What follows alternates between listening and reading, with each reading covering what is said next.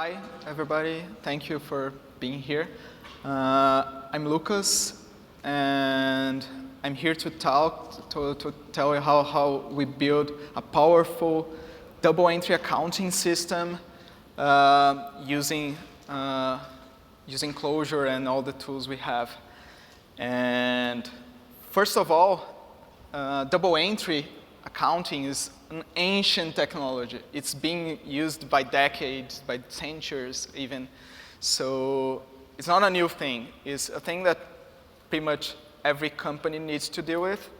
And I tried to find on Google an image, a funny image to put it here, but accounting is no fun. It's like only numbers, spreadsheets, and like I don't know what to do. So, but in the context of functional programming, accounting is a really good deal. So, first of all, some context. I work at Nubank. That's a fintech based in Brazil. We have a credit card product. So, a credit card product where when the user can manage its purchase, its bills, and the whole financials about this credit card on a mobile app that they can install, and the whole usability around it. And as we are a fintech, we deal with people's money. Okay, so dealing with other people's money makes you a little bit scared. And you need to make things right. And the first thing is how do we represent this money?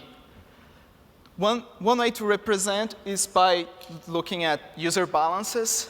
For example, how much money the user has available for it to spend on the credit card. How much is the latest closed bill we have for this user? So the user needs to pay me 1,000 reais, for example. How much is the next bill that the user will pay? Or how much is the future bills? We have those balances that the user cares about. We could only store those balances, but then we only can answer that question, how much is the balances. We can also begin to store the operations we have on this credit card. For example, each purchase we have, each chargeback from those purchases, each payment the user makes. So we store all the operations that are basically positive and negative amounts, for example. And with that, we can calculate all those balances. Okay, so we can go that way and store all those operations. But still, we can calculate all the balances, but we can't answer all of our possible questions with just that. We also have a view that's a business-only view, that's the company-only view, that's the balance sheet of that customer, of the company.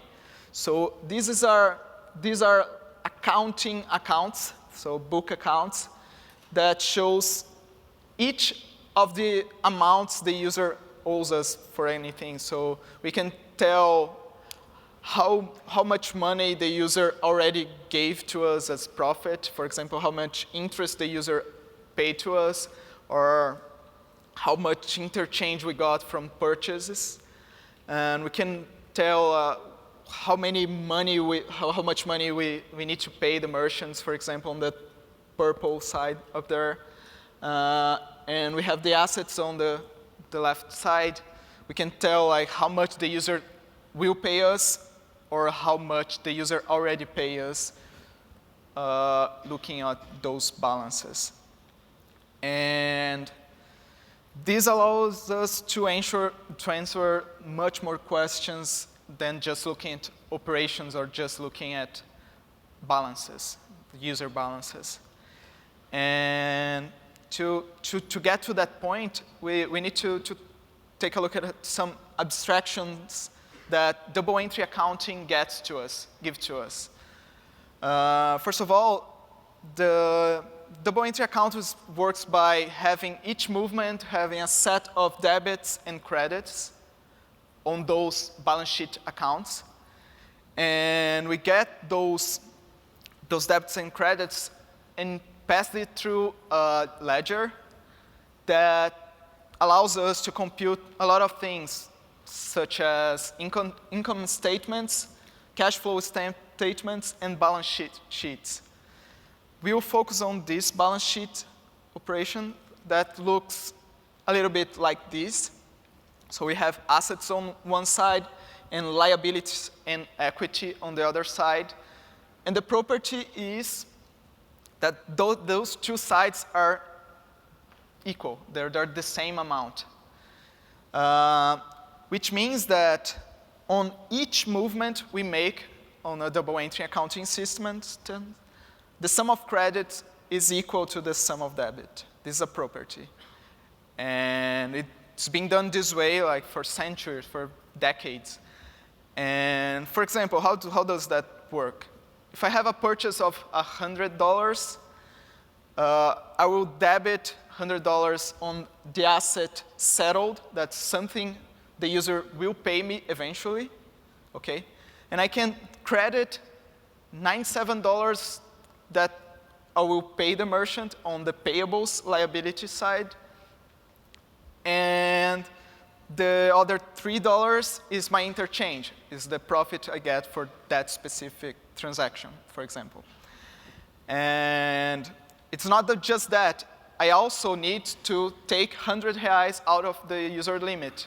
So the user already used that 100 reais, $100, sorry. And I do that by debiting the liability current limit and the asset current limit. Those are off-balance accounts that we use just to keep track of the limits in this case. So we have one account on each side, and we always move the same amount on both of them. Okay? We can do the same for a payment, for example. So a payment is basically debiting the cash account on asset side and crediting the settle account, for example. So we use those $100 to pay the purchase the user made, okay? And since I made a payment, I need to restore the limit. So I do a credit and a debit on the current limit accounts to increase them, okay? And this is basically how double entry works. There are much more things that there is for double entry accounts, but these are the main things. And if you take a look, double entry account is basically some event, like a new payment arrived or a new purchase was made, or we accrued some interest for the user, okay, some events that triggers accounting movements. It's also immutable. It's append-only. So each day we have some movements, and we cannot change the movements from yesterday, for example. We can compensate the movements from yesterday by debiting an amount, the old amount, crediting the new amounts, and so on. But it's append-only. We can only change balances for today, create movements for today. The next day, it's another day. It's immutable in that sense. And it has invariants. So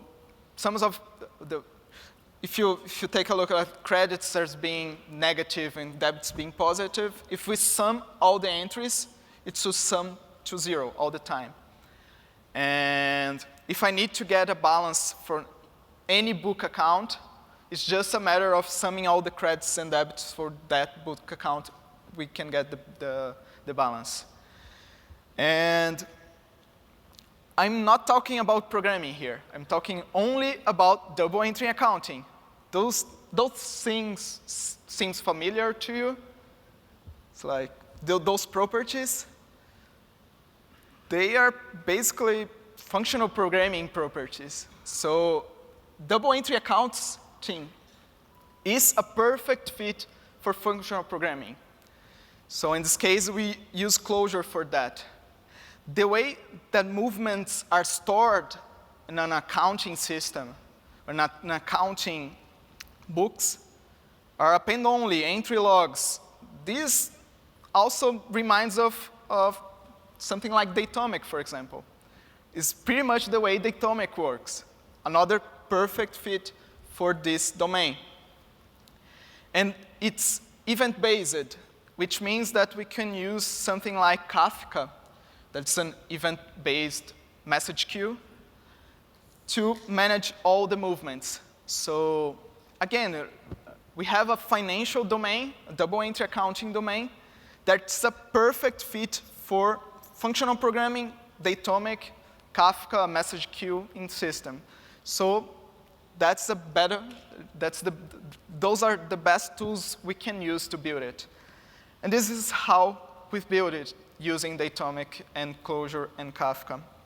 First of all, a movement is composed of any amount of entries, okay? And this is how we model the entry. We use pneumatic schemas in this case. We didn't have specs back then, so we still use schemas. But they are similar. So we have an entry that has an ID, a positive amount, always, okay? And a credit and debit accounts, there are one of those balance sheet accounts. And we have and that entry is of a post date, so this is the date that entry actually occurred. And this entry is from a movement. And modeling it this way, by design, the sum of credits is equal to sum of debit. Because we don't have separate entries. We have just one entry that specifies the debit and credit accounts. Okay? And we also have that one business event, for example, new purchase, a new payment, a new bill closing, generates exactly one movement with its metadata associated.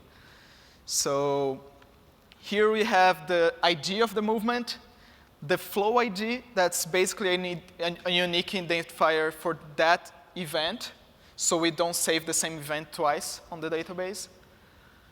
We have the topic, that's the name of the event, or the name of the Kafka topic that generated that event. The owner account, that's the customer account that owns that movement. The producer dat and consumer that are metadata about the message consumption. So the date and time which the message was produced at the origin, and the date it was consumed on the double entry system. And when that applies, the user that triggered that event. Okay, so we have this meta information about the movement, and also the meta information about the entity that generated that movement. For example, the new payment needs to have a payment associated with it. The new purchase needs to have a purchase associated with it. So we can keep track of that. And those entities are entities from any other service of Nubank. So the one entry is one service that receives events from all other services and stores it in this way. And we also need to declare, to write the rules for each of these events. And we do this by, first of all, getting the wire schema from those events.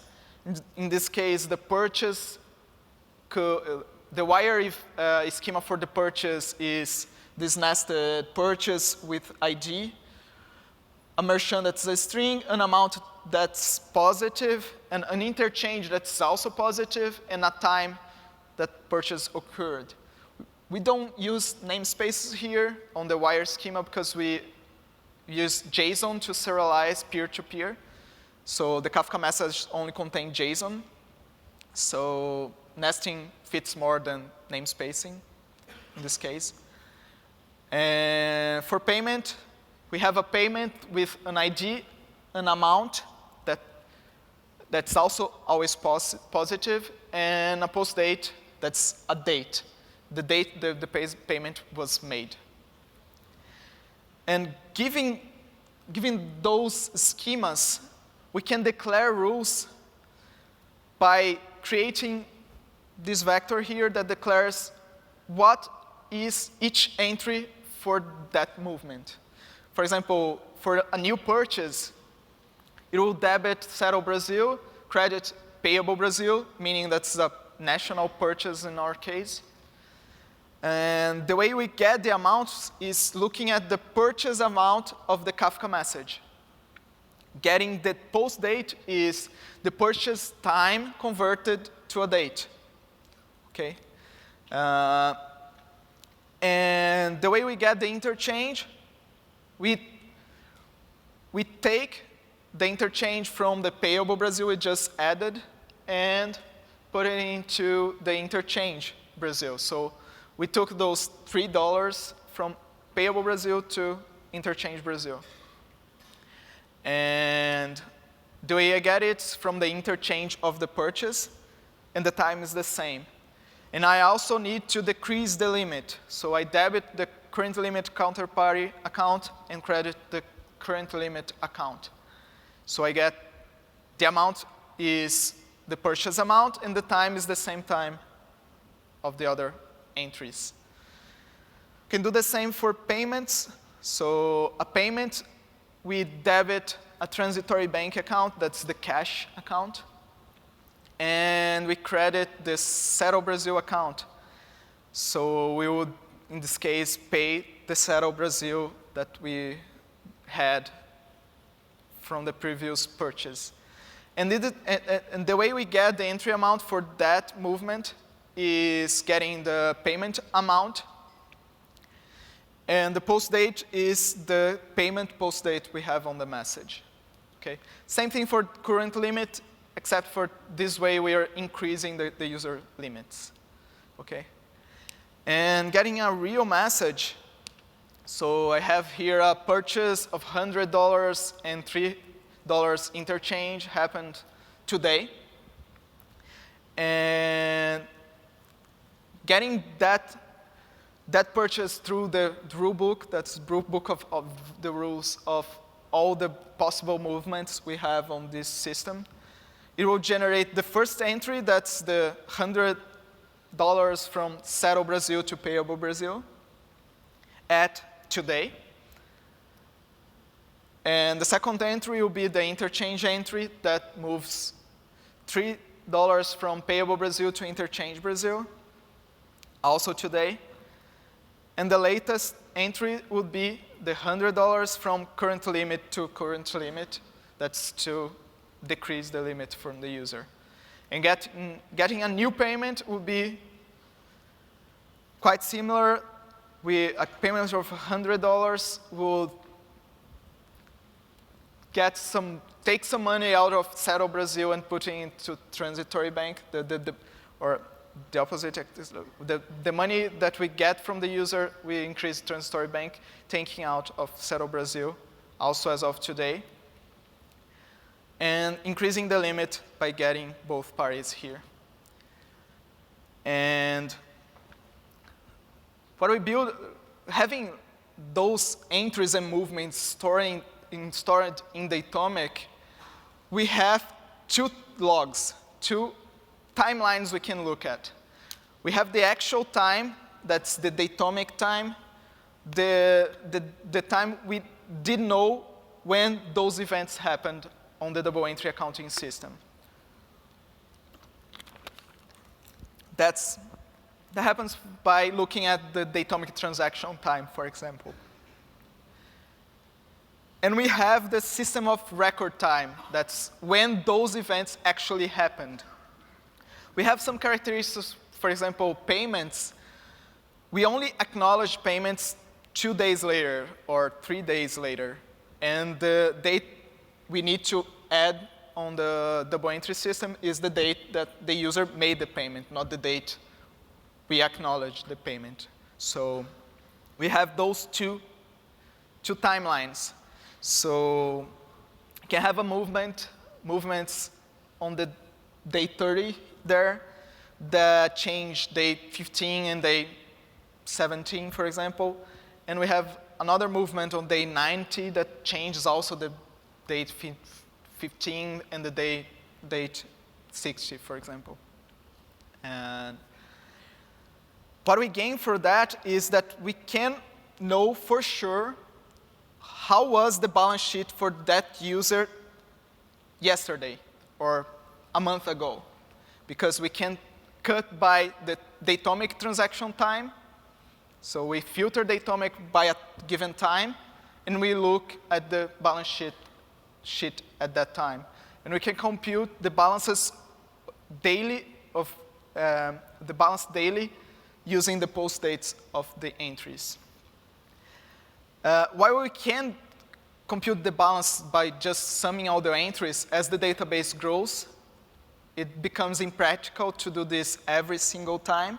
So we also build a cache around it. So we cache those balances. So we can compute at least the recent balances in a better way, in a faster way than we did before. Double entry accounting has some invariants, but our business also have some invariants. So we can state that, for example, there are certain accounts that should always be positive or should always be negative. Their balances should always be positive or always be negative. For example, profit accounts are always positive, loss accounts are always negative. And we can check that. Other thing that doesn't make much sense for us is the user cannot have a late balance, or that means that he has a debt with us, and a prepaid balance, that means that that he paid more than he should. So this doesn't make sense. This prepaid balance should have paid the debt. So we can state that and do this fix. So in this case, if we verify that this happened, we use the prepaid amount to pay the late amount. So simple as that. And these are balance invariants, but we can have also movement invariants. For example, the new purchase movement event should move exactly the purchase amount. It doesn't make much sense for a purchase movement of 100 to move it $300 from an account to another. So we can also check this before saving anything to database. And how do we check those invariants? We use generative testing. Okay? Why do we use generative testing? Because we have 20 possible events that can happen on any order at any time from any post date. So the possibilities here are huge, and we can't possibly think of all the possibilities. So we let generative testing do it for us. In our case, we use the Schema Generators. That is a project that takes a schema and generates the generator for that schema. So we can do a property like, I need an account and a vector of events that can be a new purchase, a new payment, a new bill, of whatever. And I try from an empty database to save all those events, take the DB, the resulting DB of those transactions, and check that the balances are all positive, for example. So we can check each one of the invariants by using this. We just need to set up the right generators, okay? And in this case, the right generators are not necessarily all random, okay? Because, for example, a purchase can only be canceled after there was a purchase in the first place. I cannot cancel a purchase that did not get to the double entry system before. So we can get as sophisticated as we want to on those events. We could do something like generating a state machine of possible events and feeding it to this. And we can check all those invariants by writing generative testing. And to exemplify, let's take a look at how a single customer event stream looks like. The first thing that happens is we issue a card for the customer. So that movement basically assigns limits for the customer.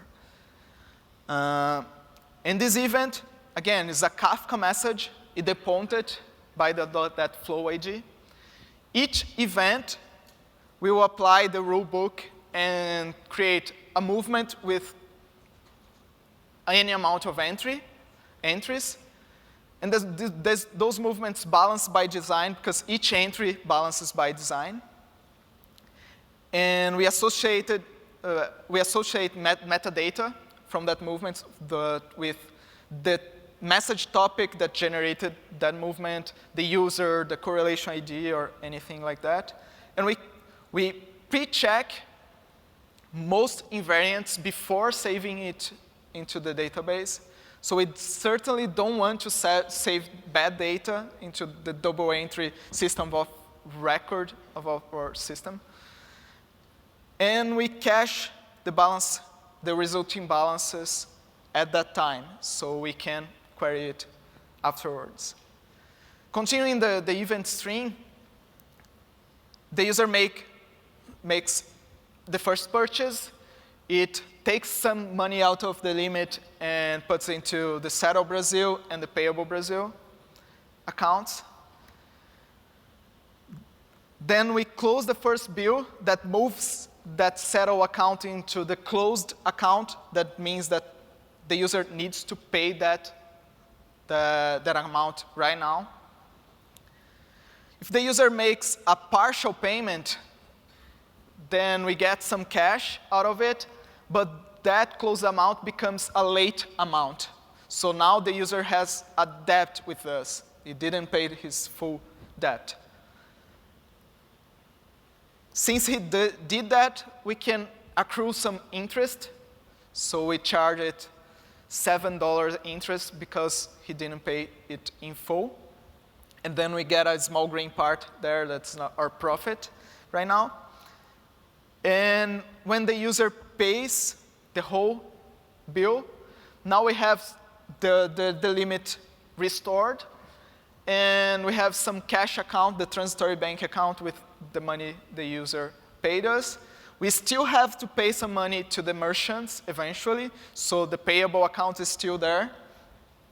And we already have the interest account, that small green part down there. That's our profit for that account.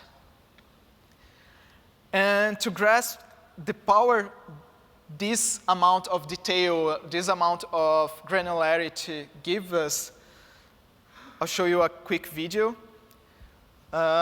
This big square is the sum across all the accounts of the system, okay, how it behaves. The mid row is basically a cut by due date, the date the user needs to pay us the bill. So the due date 5, the due date 10, the due date 15, and the due date 20, they behave kind of similar, but the time is just like a wave. It's supposed to behave like that. The top row are individual customers. So we can look at the behavior of each single customer of our system. And the bottom row is the cohort cut. So we take all the users that were created in January, all the users that were created on March, all the users that were created on June, and we can get the behavior based on the aging of that customer. And this behavior is supposed to be almost the same for the same period that the customer is our customer. Okay, so we can detect anomalies on that. So the cohort from August is behaving too different than the January cohort. That means that something changed, and we can take a look at what changed. And we can do that analysis by any restriction we want. We can do that analysis by cohort, by demographics, by geographics, by age, by anything we like to, and we can get the behavior for the user. I did a simple visualization here, but imagine a machine learning model taking a look at those data, that data, and trying to predict how much the user will spend over the next year, taking a base of the users that look like that customer. So it's a huge power that we can get by building that kind of double entry accounting system. So how can you use that system? As most companies, they still care about the aggregates over all the customers. So we can generate the aggregates and input it to an ERP software, for example. We can use that data to report the government, for example, to report some partners. It's easy to get that query. And we can use it for manage our own business. So we can build delinquency tables by cohort, by age, by anything. We can, at any point in time, know how much money we were to receive in the future from all the customers, for example.